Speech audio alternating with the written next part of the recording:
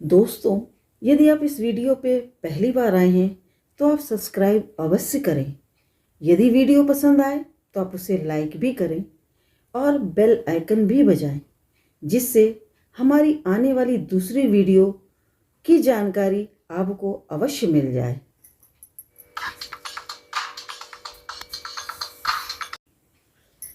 Hi viewers, SKS India trans and pub के banner तले के सीरीज के बाद यूथ डिज़ायर चैनल आप युवाओं के लिए इस वीडियो के साथ उपस्थित है।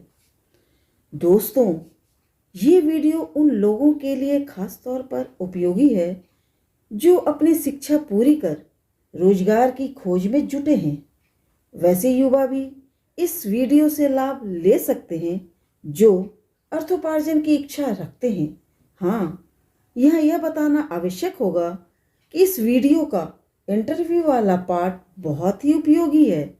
तो आइए इस वीडियो को पूरा देखकर इसका लाभ उठाते हैं। लेकिन जरा ठहरिए, उन युवाओं को हम सूचित करना चाहेंगे जो आगामी जेईई मेन परीक्षा में शामिल होना चाहते हैं अथवा हो रहे हैं।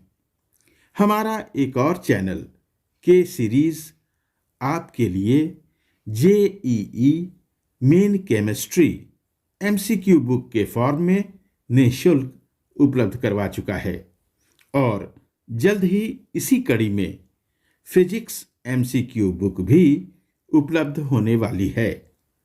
तो आप YouTube पर के सीरीज कल्पना एस शताक्षी लिखकर सर्च कर सकते हैं और इसका लाभ उठा सकते हैं।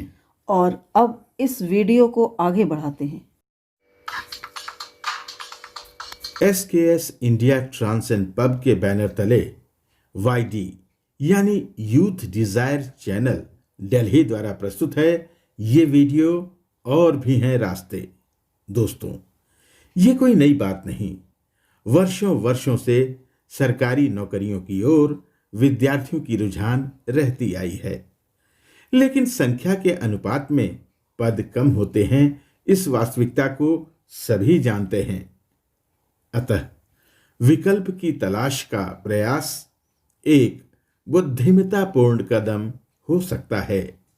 इसी कदम को आगे बढ़ाने के लिए और भी हैं रास्ते नामक इस श्रृंखला की शुरुआत की गई है। इस प्रथम अंक में हम आपको प्रकाशन में मौजूद रोजगार के अवसर से परिचय कराने जा रहे हैं, लेकिन इस क्षेत्र में जाने से पूर्व आप ये तय कर लें कि क्या आपके पास शब्दों के पर्याप्त भंडार हैं, क्या आपकी लेखनी में दम है और क्या आपकी किसी विषय पर खास पकड़ है।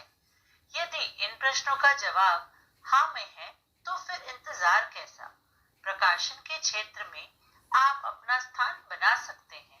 आपको इस क्षेत्र में योगदान का अवसर मिल सकता है। बतौर उप संपादक, सहायक संपादक, संपादक के रूप में आप कार्य कर सकते हैं और अपनी प्रतिभा का प्रदर्शन कर अच्छी कमाई भी कर सकते हैं। मित्रों, प्रकाशन का क्षेत्र एक ऐसा क्षेत्र है जिसमें अपार संभावनाएं हैं। व्यापक क्षेत्र होने के कारण इसमें स्कूल कॉलेज की पुस्तकें, प्रतियोगिता परीक्षा की पुस्तकें, उच्च शिक्षा की पुस्तकें, तकनीकी शिक्षा जैसे इंजीनियरिंग, मेडिकल, कंप्यूटर की पुस्तकें और साहित्य जगत से जुड़ी पुस्तकें आदि के लिए अलग अलग पब्लिशिंग हाउसेस उपलब्ध हैं। जहां तक पब्लिशिंग हाउसेस की बात है तो उद्योग जगत की तरह यहाँ भी बड़े, मध्यम और छोटे प्रकाशन केंद्र विद्यमान हैं। बड़े प्रकाशनों में अच्छी अच्छी सुविधाएं और अच्छा वेतन प्रदान किया जाता है, जबकि मध्यम दर्जे के प्रकाशनों में तुलनात्मक रूप से कम सुविधाएं दी जाती हैं और वेतन भी ठीक ठाक मिल जाता है। छोटे प्रकाशनों में सामान्य ढंग से जीने के लिए न्यूनतम सुविधाओं के साथ वेतन प्रदान किया जाता है। अब ये आप पर है कि आप किस तरह के प्रकाशन का चयन करते हैं। यह यूं कहा जाए कि आपकी योग्यता किस प्रकाशन के अनुकूल पाई जाती है, लेकिन हर हाल में बेरोजगारी और सड़कों की धूल फांकने से ये रोजगार अच्छा ही है। एजुकेशन हब वाले शहरों में अक्सर देखा गया है कि विद्यार्थी अपने पैतृक स्थान को छोड़कर यहाँ आ जाते हैं और कंपटीशन की तैयारी में जुट जाते हैं। कई सफल होते हैं तो कई लोगों को असफलता हाथ लगती है। असफलता की वजह सिर्फ ज्ञान में कमी को नहीं माना जा सकता, बल्कि कभी कभी तो किस्मत भी लगा दी जाती है। अब आप ही सोचिए, यदि 100 पदों के लिए 1 लाख परीक्षार्थी आवेदन करते हैं तो नौकरी सिर्फ 100 को ही मिलनी है, बाकी के हाथ तो असफलता ही लगेगी। इसीलिए हमने एक ऐसे परीक्षार्थी से बात करने का निश्चय किया है जिन्होंने एक लंबा समय कंपटीशन की तैयारी में बिताया था और अब एक पब्लिशिंग हाउस में कार्यरत। संपादक से बातचीत। एक रास्ता है जिंदगी, जो थम गए सो कुछ नहीं। एक रास्ता है जिंदगी, जो थम गए सो कुछ नहीं। ये कदम किसी मुकाम पे, जो थम गए सो कुछ नहीं। एक रास्ता है जिंदगी, जो थम गए सो कुछ नहीं। आदेश जी, स्टूडियो में आपका स्वागत है। जी धन्यवाद। जहाँ तक मुझे जानकारी है, आप पब्लिशिंग लाइन से जुड़े हैं, तो आप इस पेशे में कब से हैं? जी हाँ, मैं पब्लिशिंग लाइन से जुड़ा हूँ और इस पेशे में मुझे करीब 15 साल हो चुके हैं। अच्छा, तो आप इससे पहले क्या करते थे? इससे पहले मैं कॉम्पिटिशन्स की तैयारी करता था और मैं चाहता था कि मुझे कोई सरकारी जॉब मिल जाए और मैं अच्छे से खुशी से अपना जीवन यापन कर सकूं। और कॉम्पिटिशन्स के संदर्भ में मैं बता दूं कि मैंने कॉम्पिटिशन्स, सब तरह के कॉम्पिटिशन्स दिए, चाहे वो यूपीएससी के हों, चाहे वो स्टेट लेवल के पीसीएस एग्जाम्स हों। लेकिन इन सब कॉम्पिटिशन्स में मैंने अपनी तरफ से पूरी मेहनत करी, लेकिन दुर्भाग्यवश किस्मत ने मुझे मेरा साथ नहीं दिया और मैं किसी में क्वालिफाई नहीं कर सका। तो आपने पब्लिशिंग लाइन को ही क्यों चुना? क्योंकि मैं शुरू से ही कॉलेज में नोट्स बनाने में और किताबें, तरह तरह की किताबें पढ़ने में रुचि रखता था और मैंने बहुत सारी किताबें पढ़ता था। तब मैं नोट्स बना करके उन सबको अपने दिमाग में उतार करके और मैं परीक्षाएं देने जाता था, तो मुझे अच्छे अंक मिलते थे और अच्छे अंकों से उत्तीर्ण होता था। इस वजह से मुझे लगा कि मैं जो काम मैं पहले से करते रहा हूँ और जिसमें मेरी रुचि रही है, तो वही काम मैं करूँगा यहाँ पर, और जिसमें कि मैंने तरह तरह की पुस्तकें पढ़नी होंगी और बच्चों के लिए तरह तरह की पुस्तकें पढ़ करके उनसे जुड़ा नोट्स बनाना होगा और उनकी किताबें बनानी पड़ेगी, उनके लिए इसी संदर्भ में किताब बनानी पड़ेगी। तो मुझे लगा कि ये कार्य जो है मेरे रुचि से मेल खाता है। अच्छा बताइए, आप दिल्ली में कब से हैं? मैं सन 2003 से दिल्ली में हूँ। मैं पहले दिल्ली में बड़े भाई के साथ आया था। मेरा मकसद यहाँ दिल्ली में घूमने का था, तरह तरह की चीज़ें देखने का था, और बाद में मैं घूमते फिरते मैंने देखा कि यहाँ पर दिल्ली में रोजगार के काफ़ी अवसर हैं, लोग तरह के लोग यहाँ पर कार्यरत हैं, किसी को कोई ना कोई पेशा सबको मिल जाता है। मैं समझा कि यहाँ पर मैं भी अपना कुछ ना कुछ रोजगार प्राप्त करूंगा, अपना जीविकोपार्जन कर लूंगा, अपनी आजीविका चला सकूंगा। तो बाद में मैंने पब्लिशिंग लाइन में सौभाग्यवश में जुड़ गया। अच्छा, तो बताइए कि पब्लिशिंग हाउस का माहौल कैसा होता है? पब्लिशिंग हाउस का माहौल काफ़ी सौहार्दपूर्ण रहता है, क्योंकि ये लाइन ही ऐसी है कि सब अपने पठन पाठन में व्यस्त रहते हैं, सब अपने अपने कार्य में संलग्न रहते हैं, कोई किसी के काम में दखलंदाजी नहीं करता और अपने अपने कार्य को सब सुचारू रूप से करने के लिए संलग्न रहते हैं। और एक समय सीमा के अंदर कई बार काम करना होता है, कई बार वर्क प्रेशर काफ़ी ज़्यादा होता है कि टारगेट दिया जाता है कि आपने उस समय के अंदर काम करना है। तो इस हिसाब से सब अपने अपने काम में ही बिजी रहते हैं, व्यस्त रहते हैं। लेकिन हम कुल मिला जुला के हम ये कह सकते हैं कि सब लोग अच्छा काम करते हैं और सब अपना अच्छा परफॉर्मेंस देने की कोशिश करते हैं और माहौल अच्छा बनाते हैं। पब्लिशिंग हाउस में आप किस तरह का काम करते हैं? पब्लिशिंग हाउस में मेरा काम एडिटिंग का है। मेरे पास तरह तरह के ऑथर्स की मैन्युस्क्रिप्ट आती हैं और उन मैन्युस्क्रिप्ट्स को मुझे पढ़ना होता है। मैं देखता हूँ उनमें कुछ कमियां रह गई हैं तो उनको हटाने की कोशिश करता हूँ। कुछ अवांछित शब्द होते हैं या कुछ अवांछित खंड होते हैं, उन सबको मैं हटाता हूँ। और बाद में और कुछ ऐड ऑन करना होता है, कुछ मटेरियल कम रह जाता है, कुछ सब्जेक्ट मैटर में कुछ कमी रहती है तो उसको ऐड ऑन करता हूँ और अपडेट करता हूँ। और फाइनली मैं देखता हूँ कि वो पुस्तक के रूप में छपने योग्य मटेरियल मैटर हो गया अथवा नहीं हो गया। और उसके लिए मैं पूरा अपनी तरफ से देखता हूँ कि वो प्रकाशन योग्य हो जाए। अर्थोपार्जन की दृष्टि से पब्लिशिंग लाइन कैसा है, इसमें और क्या संभावनाएं हैं? अर्थोपार्जन की दृष्टि से पब्लिशिंग हाउस का माहौल अच्छा होता है और उसमें तनख्वाह अच्छी मिलती है। बड़े पब्लिशिंग हाउस होते हैं जिनमें सब तरह की अच्छी तनख्वाह मिलती है और सब तरह की सुविधाएं मिलती हैं। जैसे कि और भी इंडस्ट्री में देखा गया है कि बड़ी इंडस्ट्री होती है उसमें सब तरह की सुविधाएं मिलती हैं। इसी तरह से पब्लिशिंग हाउस में आपके 3 तरह के पब्लिशिंग हाउस होते हैं। मध्यम स्तर के पब्लिशिंग हाउस होते हैं जिनमें की ग्रेचुइटी और फंड मिलता है, लेकिन इंश्योरेंस वगैरह की सुविधा नहीं होती है, हेल्थ इंश्योरेंस की सुविधा नहीं होती है। तनख्वाह भी थोड़ी कम मिलती है लेकिन सुविधाएं अच्छी होती हैं। नीचे स्तर के जो पब्लिशिंग हाउस बोला जाएगा, लघु स्तर के पब्लिशिंग हाउस होते हैं, तीसरे तरीके के बोल सकते हैं, जिसमें कि सैलरी काफी कम होती है और उसमें आदमी सिर्फ अपना जीवन यापन कर सकता है, लेकिन उसमें कोई सिस्टमेटिक ढंग से ना ग्रेचुइटी होती है, ना फंड होता है, ना प्रोविडेंट फंड की सुविधा होती है, ना कभी कभी हेल्थ इंश्योरेंस की सुविधा तो नाम मात्र की होती है। तो इस तरह से कह सकते हैं कि पब्लिशिंग हाउस में अर्थोपार्जन करने के लिए आदमी की अपनी योग्यता पर निर्भर करता है कि वो किस तरह के पब्लिशिंग हाउस को ज्वाइन करता है।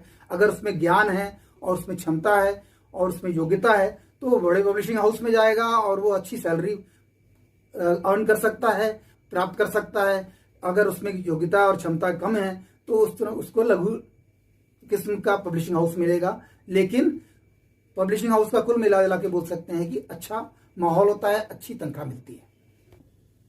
आदेश जी, ये बताइए कि आप युवाओं को क्या टिप्स देना चाहेंगे जो पब्लिशिंग लाइन में आना चाहते हैं? युवाओं को मैं टिप्स देना चाहता हूं कि जिन युवाओं को पठन पाठन में रुचि है तो इस क्षेत्र में आए तो उनको इसी तरह का काम करने को यहाँ मिलेगा। अगर पठन पाठन में रुचि है तो इस क्षेत्र में जरूर कामयाब होंगे। यह पठन पाठन की रुचि हमारे पास स्कूल लेवल से कॉलेज लेवल तक आते आते अपने आप आती है। जो भी क्वालिफिकेशन हम अर्जित करते हैं, अगर हमारे पास पठन पाठन में रुचि नहीं है तो हम उसमें कामयाबी नहीं हासिल कर सकते। ज्यादातर युवाओं में यह पठन पाठन में रुचि तो अवश्य मिलती है। उसके अलावा हम कह सकते हैं कि अगर इस युवा कोई इस क्षेत्र में आना चाहता है तो उसकी वोकैबुलरी यानी कि शब्दों का भंडार अच्छा होना चाहिए। वोकैबुलरी एक कंटिन्यूस प्रोसेस है, वो कंटिन्यूटी में आती है। बचपन में जब हम क ख ग घ लिखना सीखते हैं, उसके बाद आगे शब्द बना करके हम उसको सेंटेंस बना करके लिखना सीखते हैं स्कूल लेवल में, और आगे फिर हमको ऐसे लिखने का आता है। तो धीरे धीरे हमारे पास शब्दों का भंडार धीरे धीरे बढ़ते आता है। कॉलेज लेवल तक आते आते हम शब्दों का भंडार, हमारा शब्दकोश बहुत बृहद हो जाता है, बहुत ज्यादा हो जाता है। लेकिन हमको उसको अपने दिमाग में संग्रहित करके रखना जरूरी होता है। उसको ही हम इस्तेमाल करेंगे तो हमें कामयाबी इस क्षेत्र में जरूर मिलेगी। तीसरा हम कह सकते हैं कि हमारे युवाओं को इस क्षेत्र में आने के लिए मेहनती होना बहुत जरूरी है। अगर वो मेहनत कश हैं और मेहनत कर सकते हैं तो इस क्षेत्र में उनको कामयाबी मिलने के कई अवसर हैं। चौथा हम कह सकते हैं कि जो सबसे ज्यादा जरूरी है कि युवाओं को लेखनी में दम होना चाहिए, उनको क्रिएटिव राइटिंग की आदत होनी चाहिए। अगर आदत है या इंटरेस्ट है, कुछ उन्होंने आर्टिकल लिखे हैं पेपर्स में, तो उसमें क्रिएटिव राइटिंग का बहुत आपको इस क्षेत्र में आने में काफी फायदा मिलेगा और उसमें आपको कामयाबी जरूर मिलेगी। लेखनी में दम से मेरा अभिप्राय है कि युवाओं को शुद्ध लेखन का ज्ञान होना चाहिए। शुद्ध लेखन का ज्ञान होने से ही इस क्षेत्र में इनको कामयाबी मिलेगी। शब्दों का चयन, कौन सा शब्द कहाँ इस्तेमाल होगा, कौन सा शब्द इस्तेमाल नहीं करना है, ये ज्ञान उनका होना आवश्यक है। तभी इस क्षेत्र में उनको कामयाबी मिलेगी। ये ज्ञान अगर उनके पास है तो उनका इस क्षेत्र में स्वागत है। ये बताइए कि इस रोजगार में क्या तकनीकी शिक्षा की आवश्यकता पड़ती है? इस क्षेत्र में आने के लिए तकनीकी शिक्षा ग्रहण करने की आवश्यकता नहीं है। ऐसा जरूरी नहीं है कि जो कोई तकनीकी शिक्षा ग्रहण करके ही इस क्षेत्र में आए। लोग अपनी कामयाबी से, अपने ज्ञान से, अपने रुचि से, जिनकी पठन पाठन में रुचि होती है, लेखनी में जिनको लिखने की आदत होती है, वो इस क्षेत्र में आकर के जरूर कामयाब हो सकते हैं। लेकिन तकनीकी शिक्षा से एक अलग माहौल मिलता है, एक अच्छी समझ बनती है। और चूंकि समझ कॉलेज लेवल से यूनिवर्सिटी लेवल में जहाँ बच्चे ने या युवा ने वो डिग्री या डिप्लोमा हासिल किया है, जहाँ पर भी ये कोर्स चलते हैं, अगर उसने डिग्री या डिप्लोमा हासिल किया हुआ है तो उसकी समझ उसके उस क्षेत्र में उसके अभ्यस्त हो जाता है और इसमें ज्यादा कामयाबी मिल सकती है, वो ज्यादा ग्रो कर सकता है, उसकी ग्रोथ की संभावनाएं बढ़ जाती है।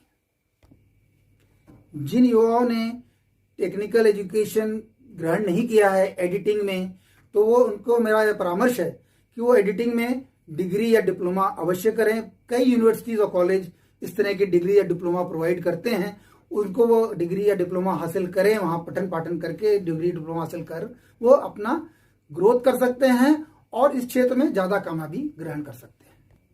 जो लोग कंप्यूटर का कोर्स नहीं किया है, क्या वो भी इस क्षेत्र में आ सकते हैं? इस क्षेत्र में युवाओं को कंप्यूटर की जानकारी होना बाध्यता नहीं है।